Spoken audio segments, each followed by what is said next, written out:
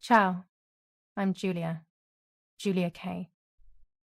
I'm glad you are here. Nobody has visited me in ages. It's been years now. I must tell you my story, but I don't know where to begin. There is so much that I should start from my childhood, but my memories of these times are vague. I only remember the summer of 1929, when they sent me off to stay with my nanny.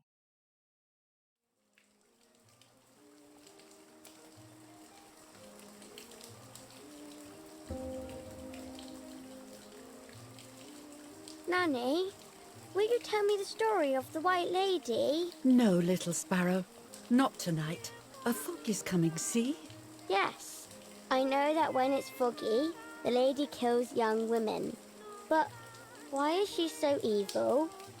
You see, Giulia, pain and suffering can make us do evil things, even if we're not actually bad. Just like soldiers have to kill other soldiers. I like the lady, I've decided, Nanny. She must be in so much pain. The poor dear. She still scares me a little, though. Soon I'll be a young woman, and she could kill me. Does she kill those who love her? Of course not. That makes me feel better because I love her. But what about Martha? Would she be in danger? Your sister is with your mother, so do not worry. Do you miss them? No. I mean, yes, I miss Martha a little, but I love spending time with you. Now, go to sleep, little sparrow. It's getting late. Okay, Nanny. I'll go to sleep and dream of the lady. Was she beautiful? She was beautiful. Yes, very much so.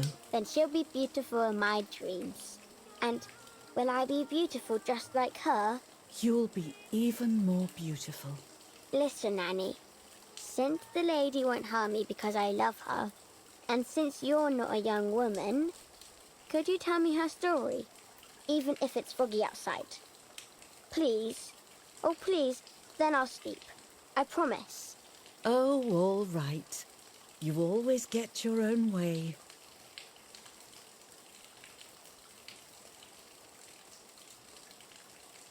I loved Nanny and I loved that story. Every time I heard it, it sounded like a new and more mesmerizing tale. Every night I would ask her to tell me about it, even though it scared me. Even now I can remember every single day of that time and how happy I was.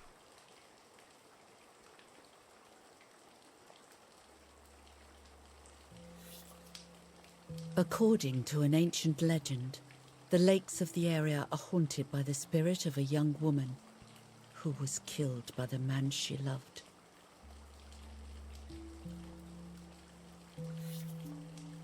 She was expecting a lover's stroll by the lake, gazing out at the old tree growing on the lake's island.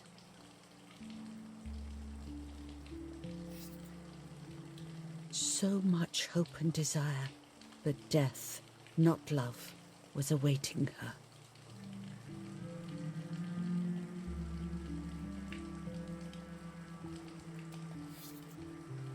In despair, the man confessed he had killed her out of jealousy.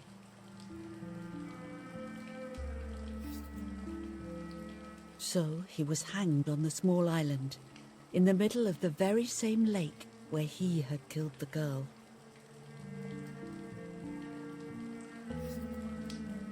They searched everywhere, but the girl's body was never found.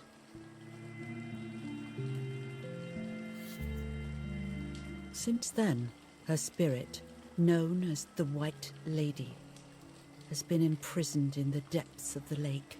She grieves eternally for the loss of the man she loved. When fog arises, the White Lady is known to leave the waters of the lake and roam the woods, looking for her long-lost love in vain. Within the fog of dawn, hunters have claimed to hear the wailing of a woman in the distance.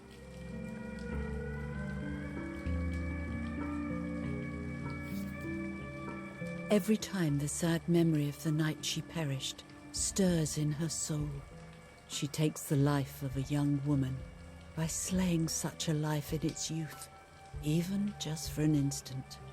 The lady feels free from the burden of her pain.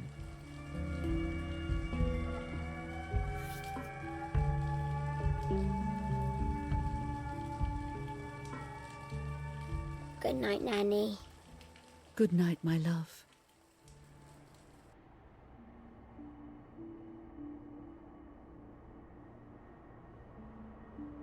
I spent almost 3 years with the nanny, but when I came home, I quickly forgot how to be happy. My memories do not return until 15 years later, in 1944, when I stayed in that house. I enjoyed setting up cameras in the woods by the lake. My father created a device that attached to the cameras. It would make them take pictures at set intervals. I was trying to photograph animals, or whatever else was in that damned place.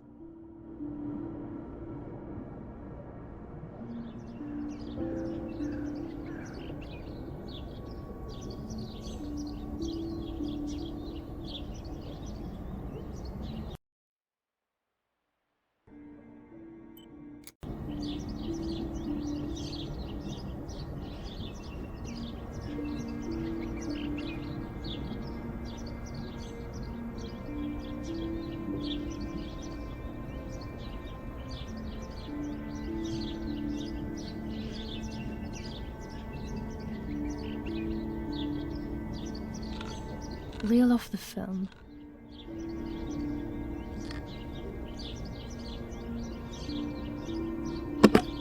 Open the camera. Remove the old roll of film.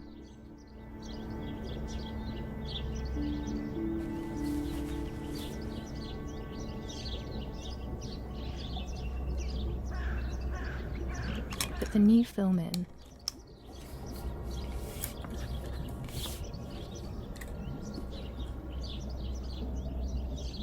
Close the camera. Load the film.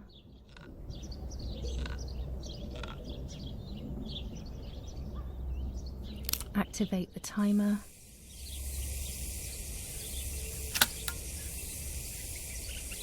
Almost ready. Now to bring the image into focus.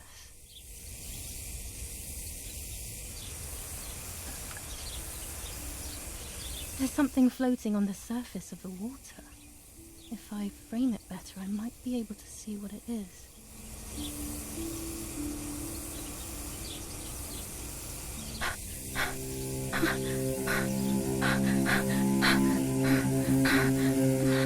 What? Is that a person? I must help them.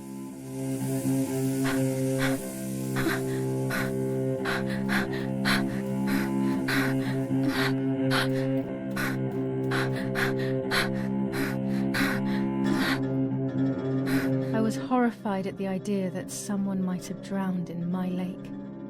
The lake was my world, where I would spend entire days daydreaming. I would lose myself in my thoughts, but that was a rude awakening.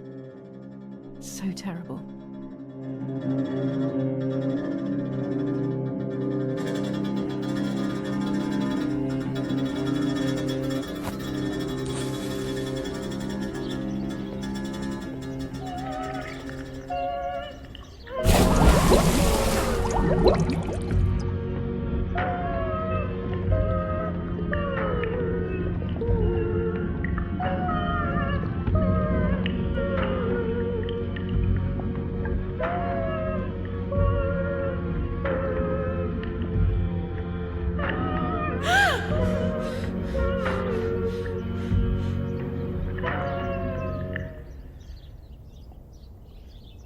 I instantly noticed that the person was wearing one of my dresses.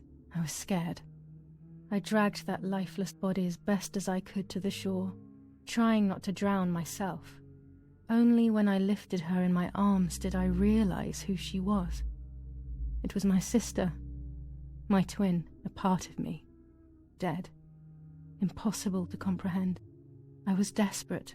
I didn't know what to do or to think.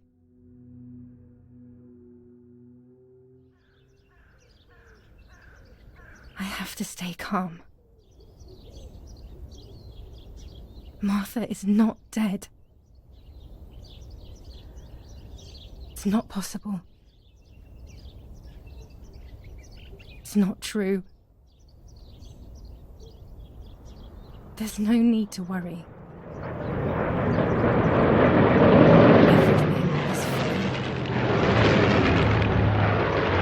Everything will be fine. Martha, February 26th, 1923.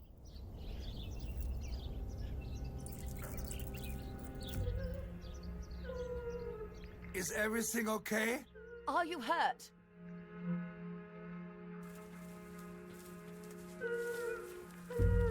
What are you doing? Go, Eric! Run! My parents ran towards me.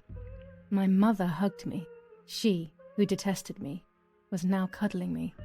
Her warmth filled me with life, and the pain became bearable. I felt protected. "Martha, are you okay?" she asked me, speaking slowly in order to let me read her lips. She thought I was deaf. She thought I was Martha.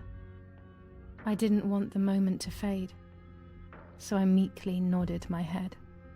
I didn't realize I had done something that couldn't be undone. I would have to pretend to be Martha forever.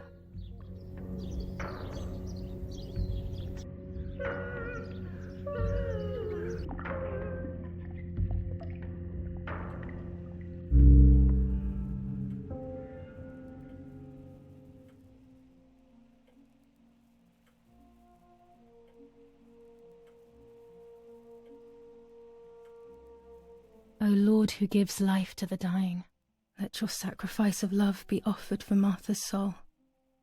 Into your hands I also entrust my spirit, so that I may be reunited with her in perpetual light, to never suffer the desolation of purgatory. Please grant her eternal rest, O Lord, and may eternal light shine upon her.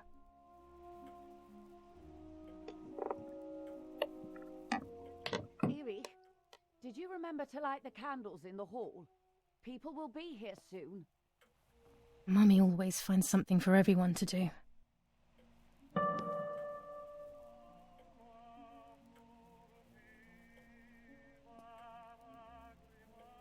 Books, books, and more books.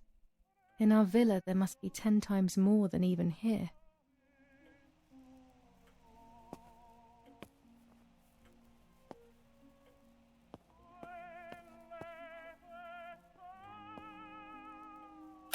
Mummy and Daddy.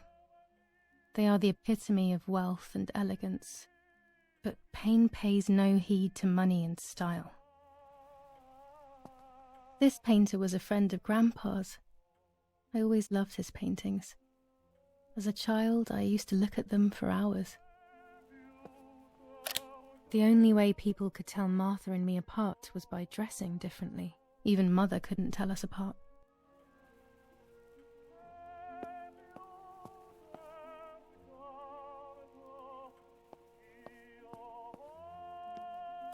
Daddy's canes. They are so beautiful, but I can't say why, but they have always scared me.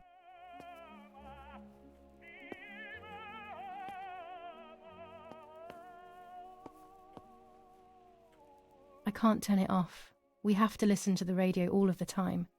Any news and announcements can be vital.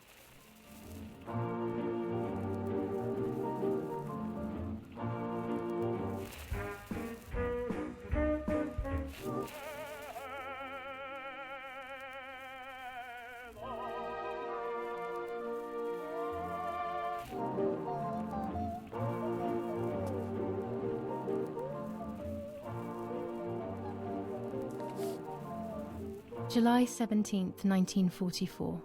Our family is deeply saddened and is thinking of you during this extremely difficult time. Ernesto E. and family. July 17th, 1944. Our hearts are with you and we share your grief in the wake of the tragic loss of your dearest Giulia. Monsignor Attilio D. July 17th, 1944, Ministry of War. Director General for Conscripts and NCOs. We are grieving over your sudden loss, and we send you our heartfelt condolences. The Lieutenant Colonel Rapporteur. An old painting. I find it so sad. It communicates a sense of deep solitude to me. There's no reason to use the phone right now. A telegraph box. I know how to use it. Daddy taught me.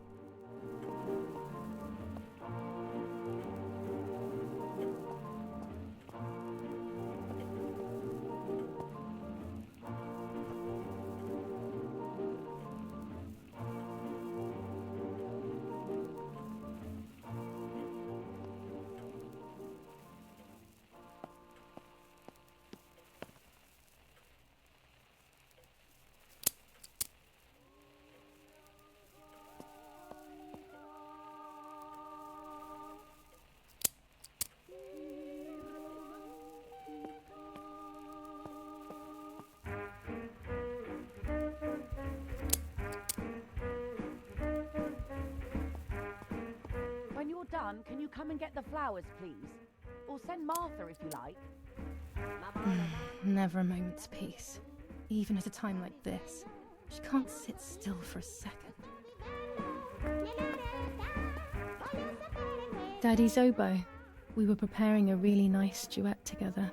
On the rare occasions he's at home, that is. Daddy, Mummy, and my grandparents. It seems almost impossible that Father is a soldier. Mother would have been more suitable if she wasn't a woman. These hunting rifles are not Daddy's. He never went hunting. Nanny must have left them here. When Mummy asks for something, there's no escaping it.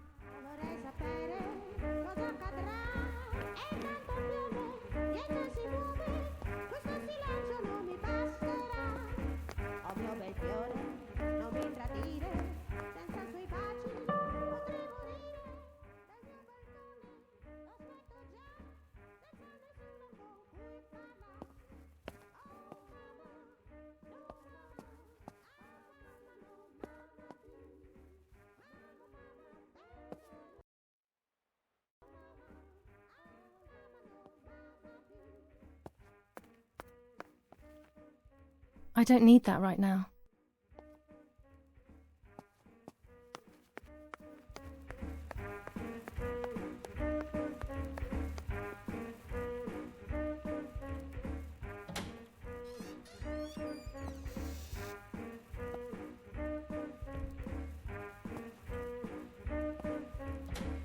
Everything always has to be perfect with her.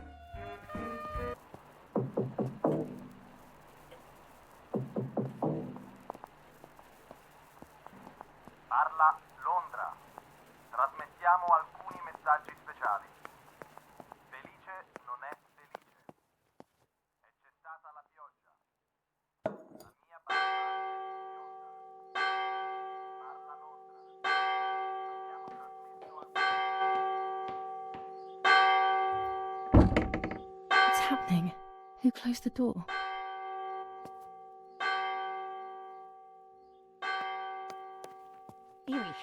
Erich, wake up.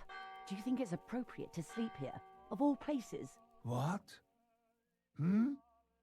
Yes. I must have fallen asleep. What are they talking about? You can't stay here forever. Why don't you go to bed? No. I want to stay with my daughter. Your daughter? Your daughter? You have another daughter, you know. The one who's still alive. Remember? What are you talking about, Irene? Giulia is dead. What kind of comment is that? How can you? You should be thinking about Martha. Giulia harmed Martha. You know that, right? And as if that were not enough, she has now also abandoned her. It's the same old story. Everything is always Giulia's fault, isn't it? Her fault for Martha being deaf and for you being infertile. Do you think it's the right time for this? Giulia is dead, Irene. Dead. Someone killed her. Do you realize that? Of course I realise. I get it. Do you think I'm stupid? No one understands it better than me. She always brought problems. Only problems. It would have been better if she hadn't been born at all. You're crazy. I'm the crazy one? Me?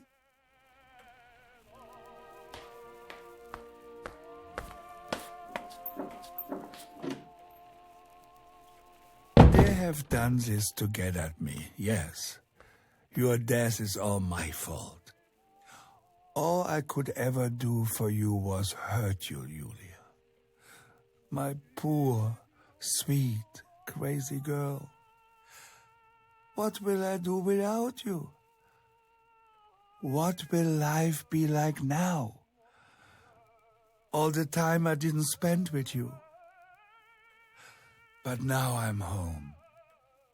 We can go fishing together. We can take pictures of butterflies. No. We can't do anything together anymore, can we? Nothing. I miss you, Giulia. I miss you.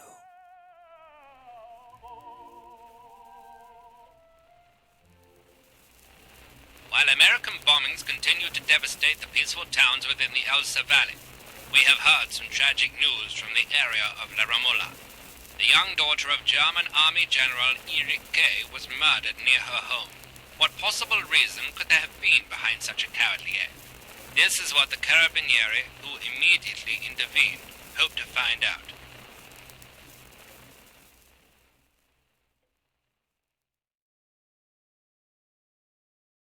Mother didn't seem to suffer from the situation. All she cared about was that my death was so painful for Martha. But not having me around anymore must have been a great relief to her. At the end of the day, it was better for everyone that it was me who died, and it was better for me too that people thought that. But the guilt began to consume me. That's when I started having horrible nightmares.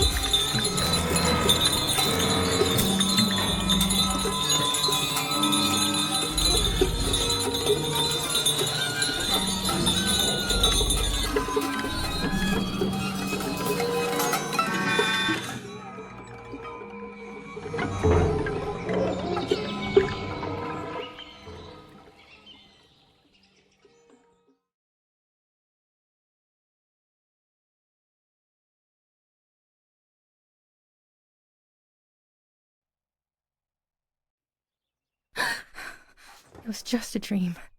A horrible dream. That horrendous woman and the face of my sister. I wish all of this was a dream and my sister is just sleeping in her bed. Instead, her bed is empty and this is reality. This is Martha and me at the festival of the patron saint. It was only a few months ago, and now...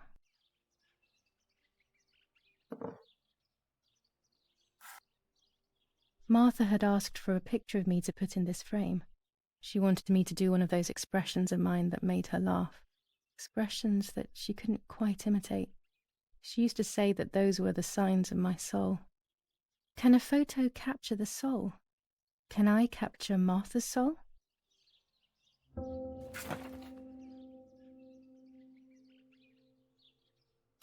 Scary fairy tales.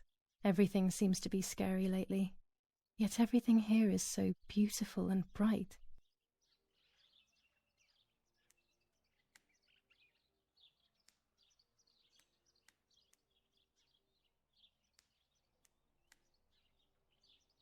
This is Martha's trinket box. It could contain something that will help to figure out what happened.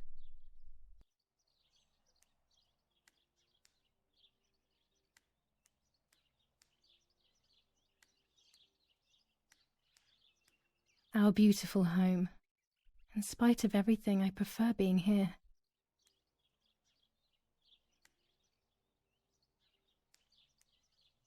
Martha's clothes. To me, wearing them will be like having her with me.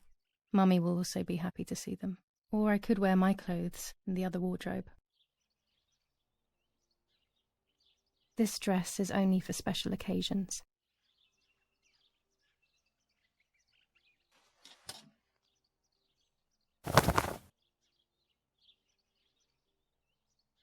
I'm already dressed.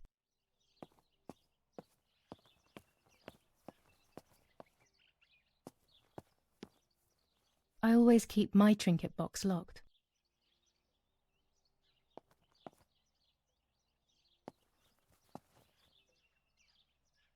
Oh gosh, if Mummy sees this picture, she'll throw it away for sure. It's me and Lapo. I want to see him as soon as possible so we can mourn Martha's death together. The butterfly collection that Daddy made for me.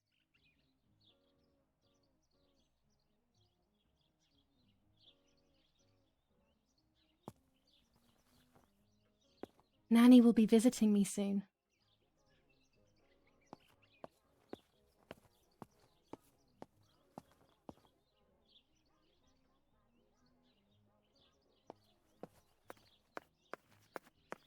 I still like to have the books and games from when I was little with me. I'm already dressed.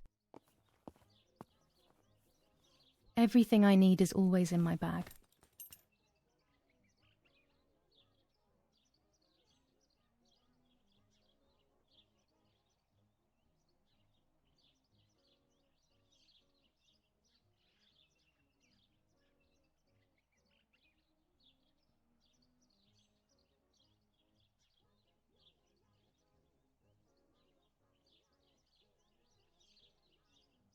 key to my trinket box.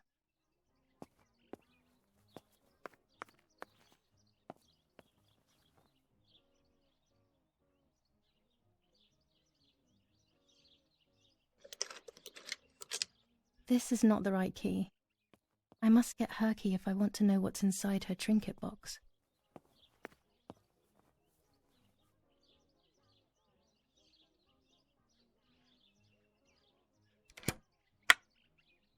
Here is my diary.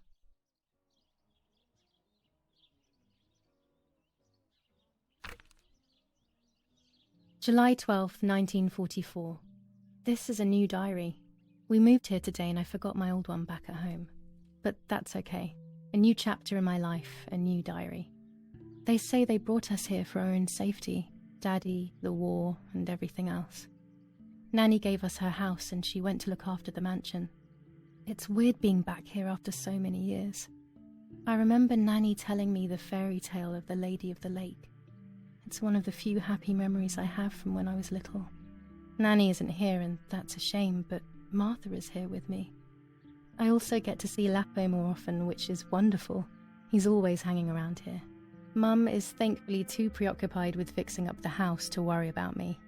At least for now.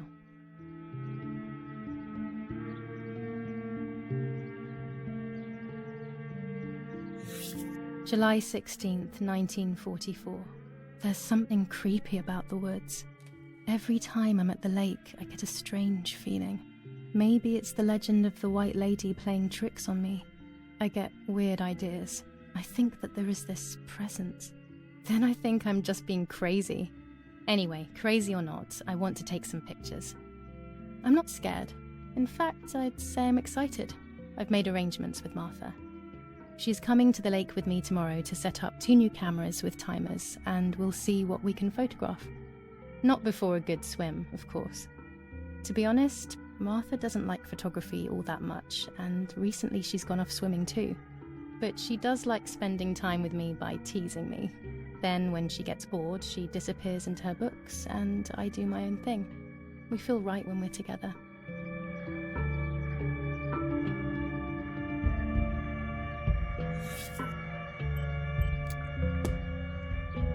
Yes, Erich, I'll be right there.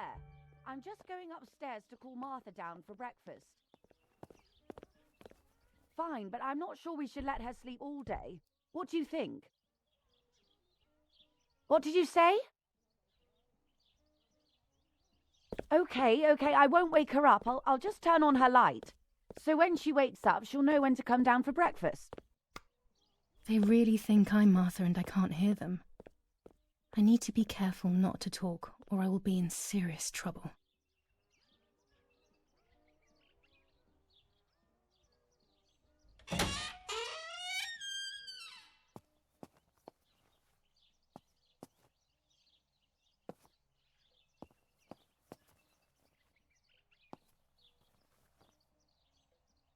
How wonderful the snow is. Unfortunately, it doesn't snow often around here.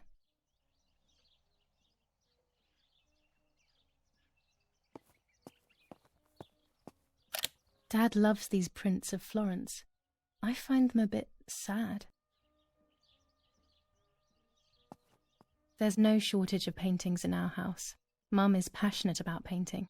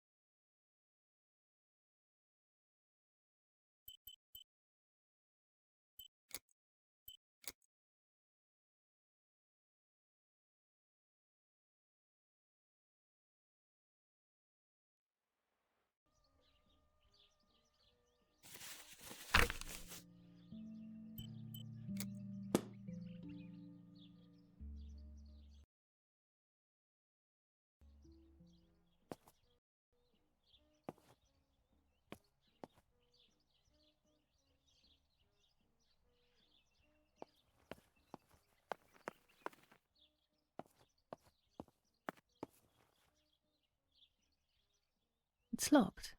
Strange. Why did they lock my room? As a child, when I spent those short years with the nanny, this was my room.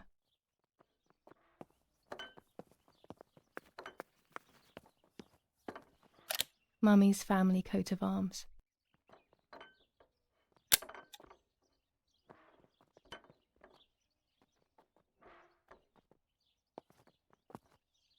Martha's breakfast is ready. We can go. Yes, yes. It's getting late. Did you leave the newspaper for Martha? You know how much she likes reading it. Yes, Irena.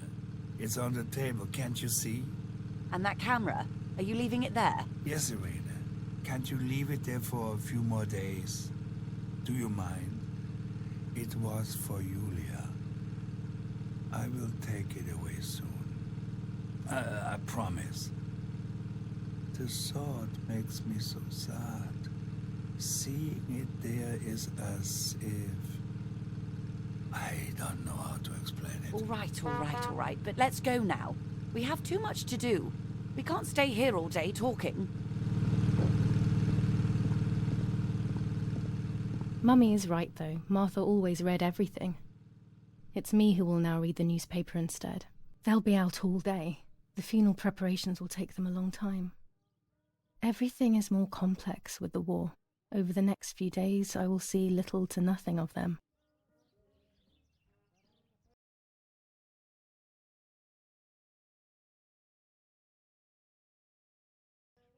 During deep winter, I would go to sleep snuggled by the fire and Nanny would get angry. Do you want to turn into a piece of charcoal, Giulia? Daddy says that our wine, which is produced here, is extraordinary. I hate wine. I prefer beer. These plates are not ours. Nanny left them here. I remember them well.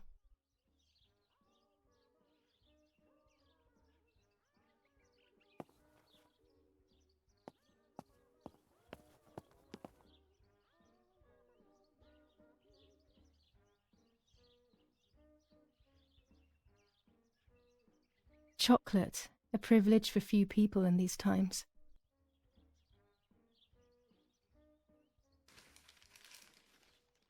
Brutal assassination in San Casciano. Giulia K., a young woman from a respectable family, brutally murdered near her home. Carabinieri investigates. A possible political motive emerges. Martha was not killed by politics or war. She was killed by something much closer and much less clear. I will find out the truth. Brutal assassination in San Casciano. Giulia K., a young woman from a respectable family, brutally murdered near her home. Carabinieri investigates. A possible political motive emerges. Firm bulwark even in the skies. 159 aircraft of the Germanic defense shot down in 24 hours. Major Russian operation northwest of Jassy. Enemy convoy lost in the Mediterranean. 2 destroyers and 6 merchant vessels sunk. Giulia K., distressed but supported by faith. Irenei the mother, Erich the father, and Martha the sister sadly announced Giulia's passing.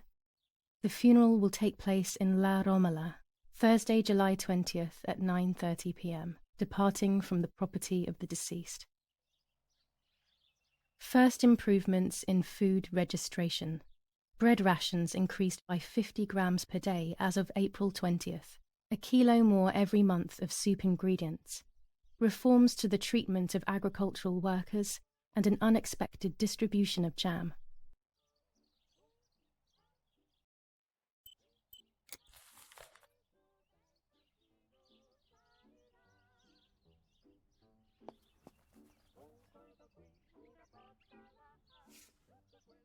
For Giulia, to take more and more photos, Dad.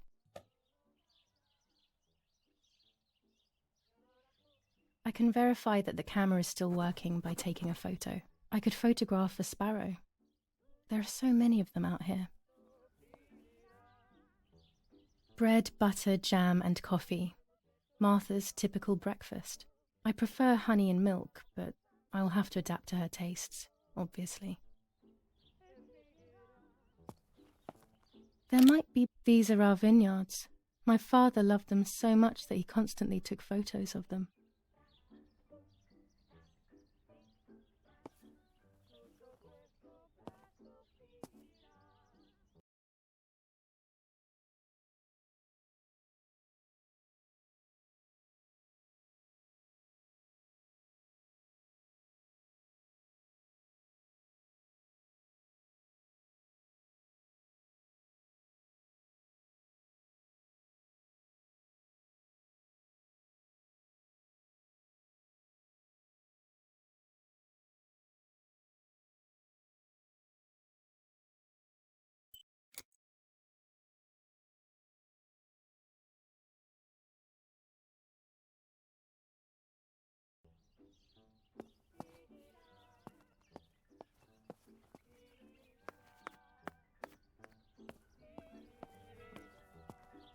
I liked watching Nanny as she cooked.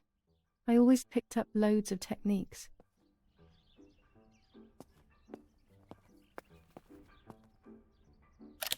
War, always war, even in paintings. One of Daddy's many photos. Who knows who these other people are?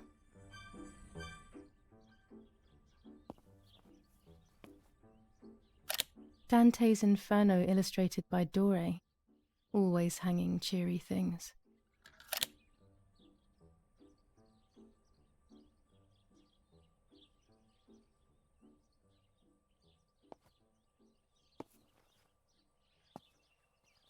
These masks, I remember them vividly.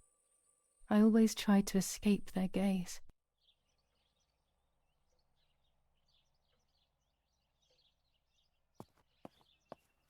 Old photographs that Father took of this house.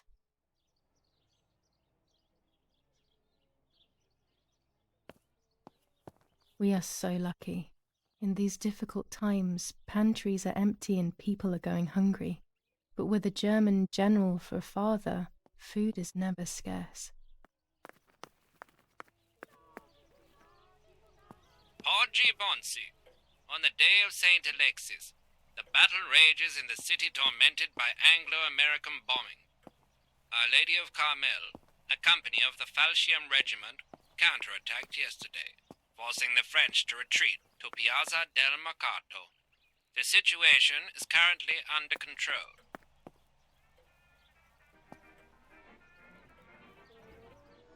What the hell? For a moment I thought I saw... No, that's not possible. There must be this whole situation making me see things that don't exist.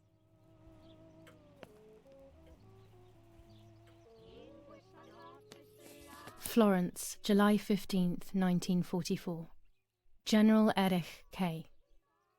As per our prior agreement, we are sending you military encrypted communication material. The device must remain hidden and secret. Hail. Feld Mascherallo, Carl H.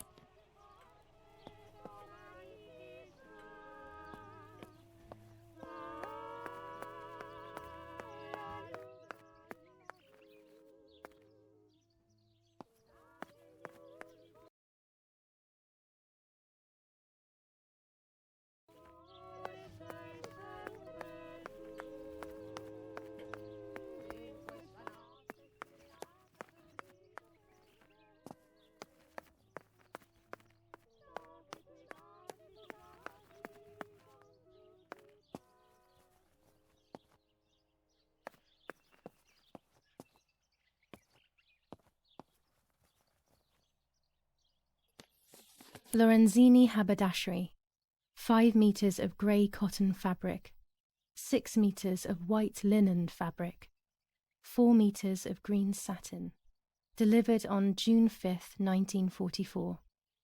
In the event of an issue, contact us on the number 6987. And this red fabric? It's not been mentioned. Could this also be one of Mummy's, or could the nanny have left it here?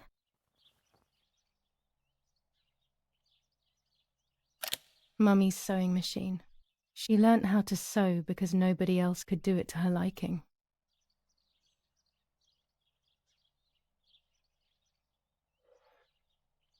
these could be of use to me.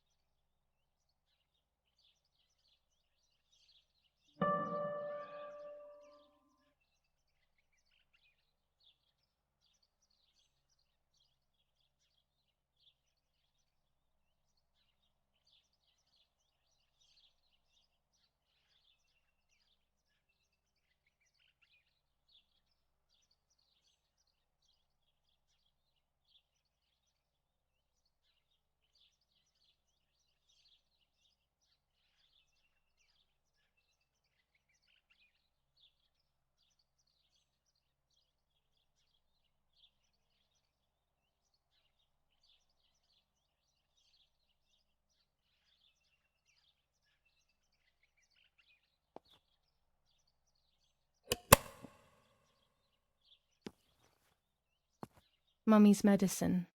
Will they do her any good? This fabric is not new to me, yet I do not think I have ever seen it in the house.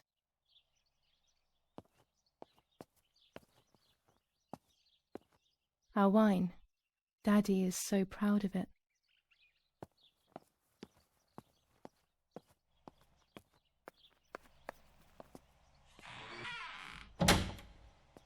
Daddy set up his darkroom here.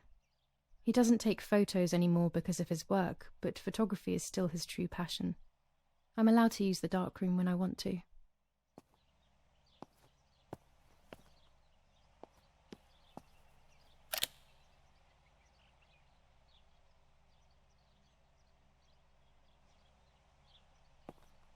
There are 3 baths when developing photos. The development bath, then the first rinse, and then the fixing bath. The second rinse is done directly in the sink afterwards. Before I can use the enlarger, I should take a photo. Daddy had this device brought here last week. It's old, but still works. He has always loved everything technological.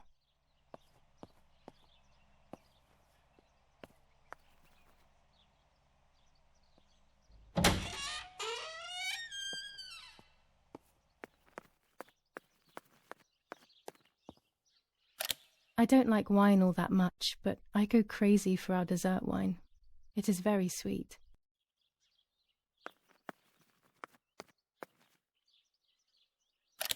The puppets I used to play with were made here. I never knew that when I was a child. They always told me that a fairy brought them.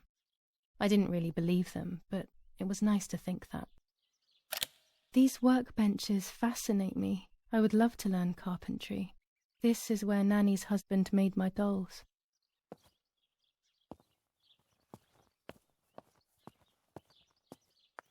When I was little, these barrels seemed enormous.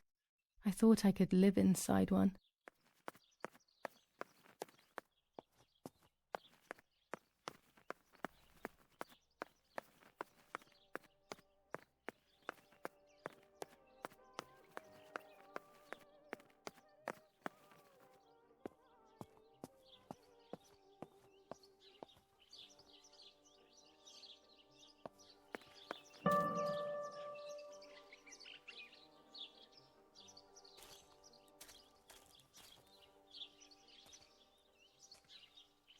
My bike. The wheel is deflated as usual. A bicycle pump will solve this.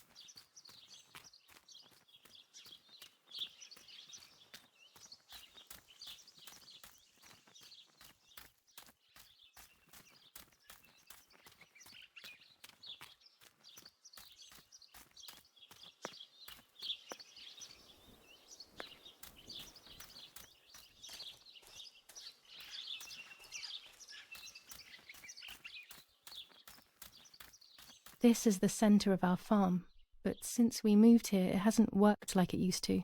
Security matters, Daddy says.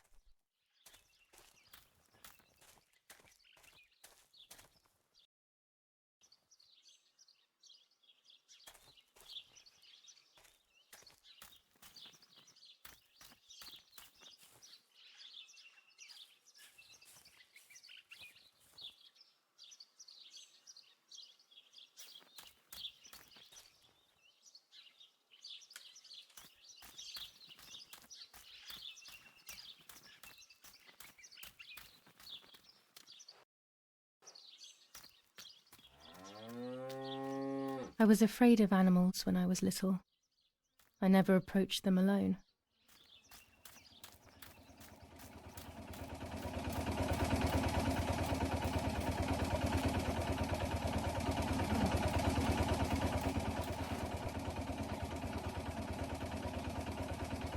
My mother's tailor scissors.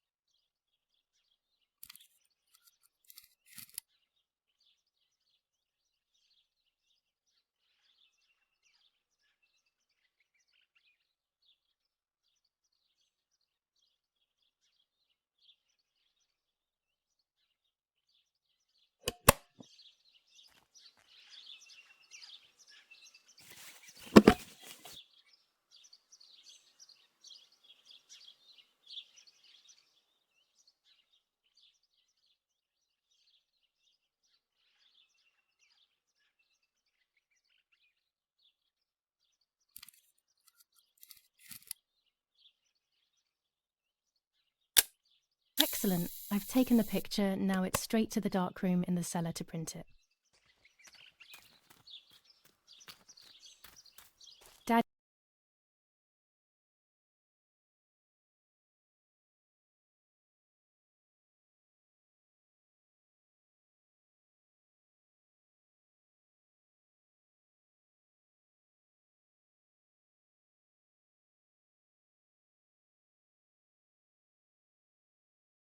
Daddy recently became a general in the German army.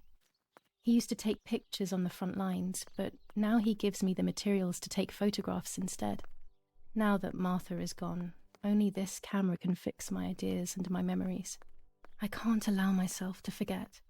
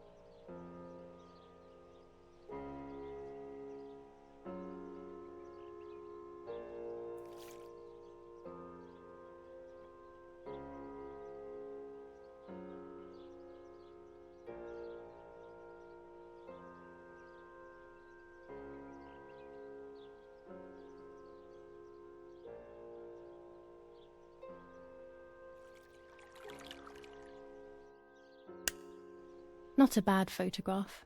It seems that the camera works perfectly. Now I can take a self-timed photo for Martha's frame.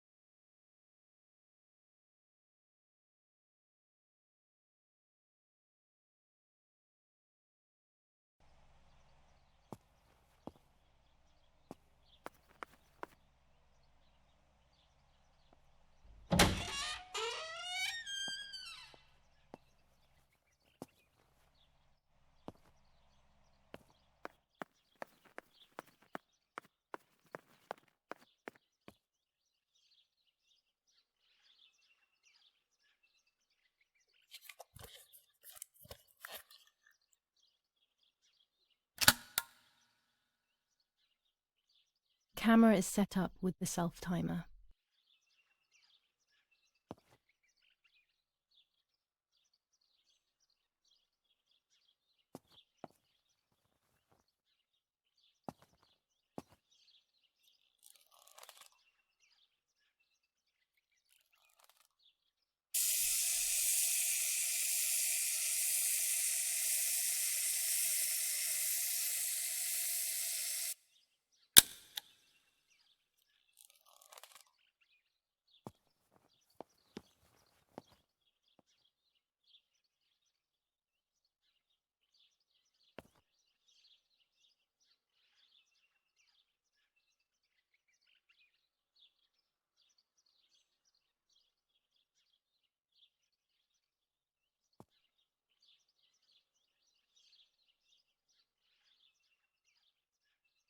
With the enlarger, I can print the images from the film onto paper.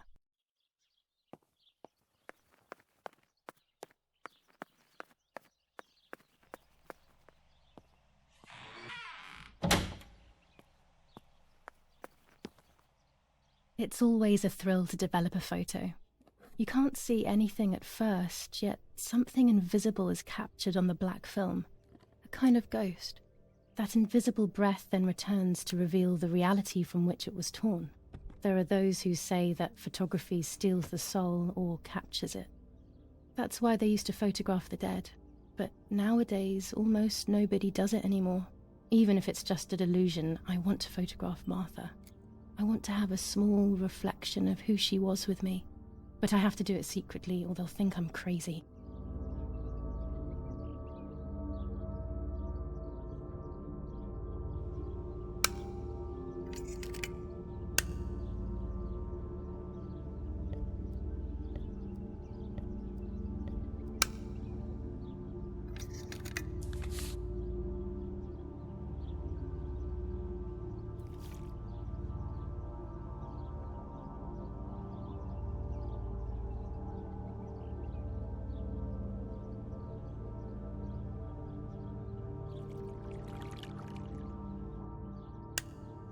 Yes, this is me. No one was ever able to tell us apart. But I never had the slightest doubt, and nor did Martha. It's strange how what identifies us most deeply is not visible to anyone.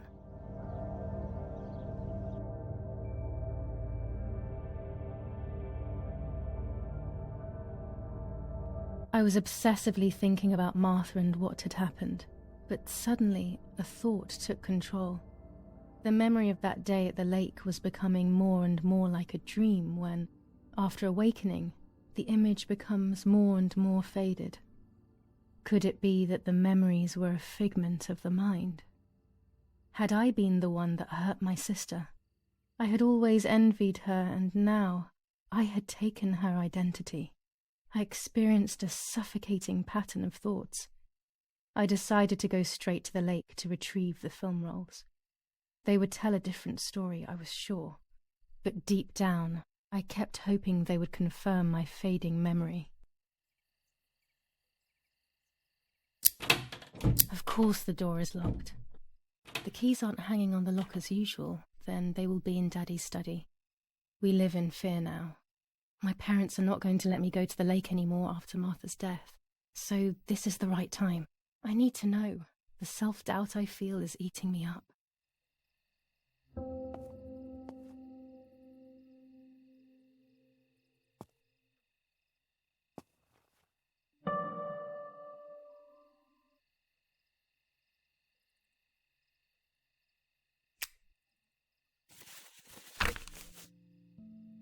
July 18th. Everything has changed. I feel like a different person. The best part of me left with Martha. My enthusiasm, my desire to live, and the will to joke around. I find myself alone, left to my own devices, confused with no desire or expectations. I was handling the cameras at the lake and there was a floating body on the water. I don't remember what I was doing before. Yet another memory lapse. That lifeless body was Martha's, my sister. Mummy ran up to me and hugged me, thinking I was Martha and that I, Giulia, was dead.